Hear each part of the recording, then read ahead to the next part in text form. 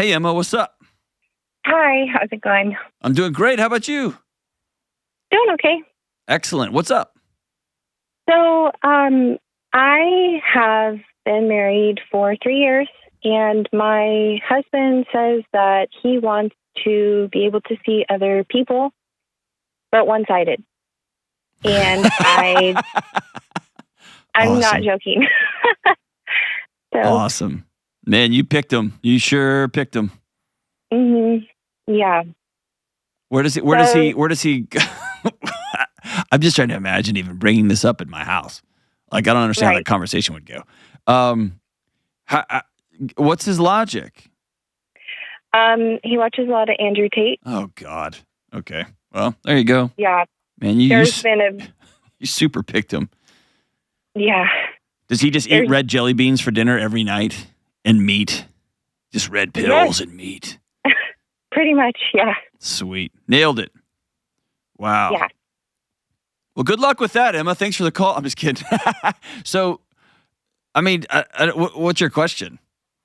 My question is, do I hold out hope for this? No. Because, hey, Okay. I promise you, this is not the first, thing that's made you feel uncomfortable or out of bounds, is it? No. No. What's the first thing? Or give me some examples of some other things. Well, I guess a good way to look at it is some things like just if I've been at work, it's like there's always been, before I knew this, and there has been, just anxiety, I guess, like worry, and I can't always pinpoint it, like why I felt uncertain, and it's kind of because I think it's maybe because he's never been 100%, and I know it sounds dumb, but it's hard when you've, invested time into somebody and then they try to change the rules. And Emma, I don't think the rules have ever changed. I think you've been a hood ornament since the day he met you. What do you mean by that? You're something he can show off. Mm. You're not two people creating a life together. That's the whole movement, right? You're an object that he's proud of. And he has it, and he puts it in a trophy case, and no one else can see it or talk to it. And he's going to go out and get another trophy, and another trophy, and another trophy. And he's been doing that since you were married. He's just become more overt about it. Has he cheated on you before? Yeah. Of course. Now he just wants to cheat under the cover of it. Right. And not that I would ever be interested in, having multiple people, but for principle's sake, I said, okay, well, I will too. And it's like, no, men are different. And what? And gosh, yeah, men are different because they think they can get away with watching some internet videos and being like, yeah, that's how the world works, and then try to go do that. Mm-hmm. And I think what's been hard is I have, I really have always believed in marriage, and it was very serious for me. So it's been very challenging to kind of come to the terms of, wow, this wasn't what I thought it was. And then how do I give up? How do I let go? That's what I'm struggling hold on. with. It is what you thought it was? It isn't. Sorry. No, I'm telling you, it is what you thought it was. It is important. And it is valuable. It's extraordinary. And it's hard. And it's worth every weird, awkward, awful, heartbreaking second of it. It's just that the person you married doesn't think it's worth the toilet paper he wiped his butt with this morning. Mm-hmm. And so you think it's super valuable, and somebody's like, yeah, I do. And they're not upholding their end of the bargain. So here's the thing. I am out of the business. I will never be in the business of telling somebody, unless they're in a highly abusive relationship, you have to get out now. So I won't let you off the hook with blaming me. You're going to have to make that choice for you. Yeah. Okay? You have to make a grown-up choice. Is it going to suck? Yes. Is it going to break your heart? Yes. But your heart's already broken. It already sucks. Mm-hmm. Right? I think that's right. And so it's like this isn't stuff I already don't know. Like I've known I need to leave. It's like I'm scared of being alone, and I just don't know how to get over that. How old are you? I'm 30. Okay. You're fine.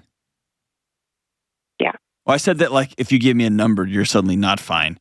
This awesome guy that comes here and gets cookies every evening, he's probably in his late 80s or 90s. He just got married. So there's people out there. Mhm. I don't think that's the true fear you have. What's the true fear?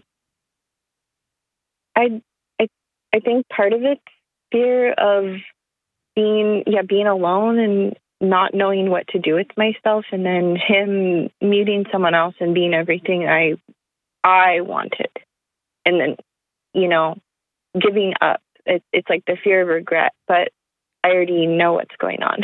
So, yeah, he's already left you. I mean, he's already left you. He's just in the same house. And he just says he hasn't. He said, "Oh, I'll never leave you. You're good with me." And it's like, how could I feel good? Yeah. So I just, it's the fear of. Why don't you think you're worth working on, honoring, like going to get a degree if you don't have one, like get the like why don't you think you're worth those things? Because I see you in your head, you think, okay, I'm out of a toxic nonsense relationship. And I put everything into it. And I believed in this thing. Mm-hmm. And I guess the image you have in your head is you just sitting around. So do you work now? Yeah, I do. Okay. I'm a nurse, so. Yeah, well, dude. So, I mean, you could do anything. Mm-hmm. You can take a travel contract and go see the country. Mm-hmm. Yeah. Or you can do absolutely nothing and stay right where you're in the situation you're in right now. Mm-hmm. You know what I mean? Yeah, and I that's the hard part is I don't want to stay. And then when I've asked him, hey, we need to take a break. I need time to think. Can you go stay somewhere else? He says no. Like, basically, it's like Groundhog's Day. And I feel like I'm.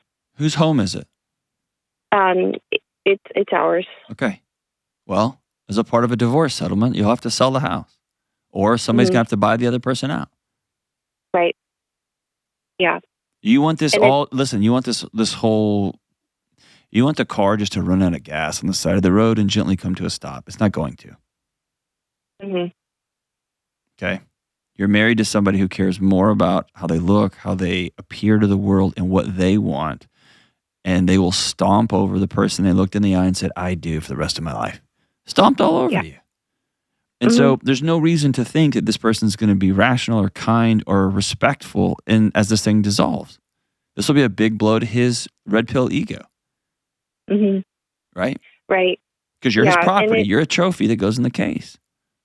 Yeah. And I know the term like narcissism gets thrown around left and right, but I think there is some of that going on as well. And I would say, who cares? Yeah, who cares? You're spending a lot of time trying to figure things out, and you already know your answer. Mm-hmm. You already know your answer. Yeah. Right. So it's just. I'm sorry. It's okay. It's been really difficult. I mean, I know, it's not okay. Yeah. It's not okay. I'm old school, man. I believe in getting married and duking it out and figuring it out as long as you can. Mm-hmm. And there's fear that I won't that just because of what I've been through. Like, there's no good men out there.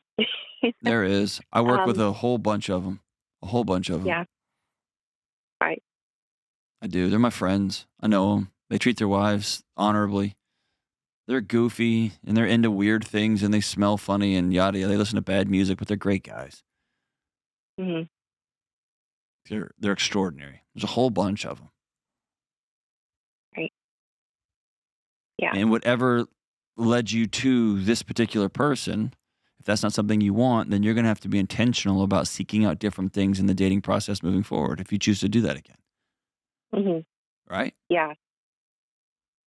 Right. Go for Fast cars and muscles can't be the choice again this time. And flashy things can't be the choice this time.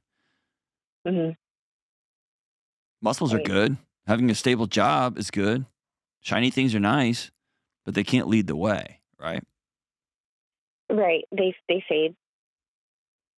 And, there's not the security that, I would need. That's right. So, I'm sorry, Emma. I'm sorry. I wish I had some better, ta-da for you. Whew.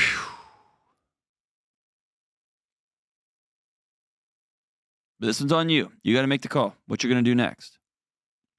Call anytime. It's going to be hard. And it's going to be, if you ever feel unsafe, make sure you've got people in your corner that you can walk alongside. Often people like this don't like to give up their quote unquote property or their ego or their respect. They don't like to, they want it all. It doesn't matter who they're going to hurt in the path towards getting whatever it is they want. I'm sorry. I wish you peace in whatever you do next.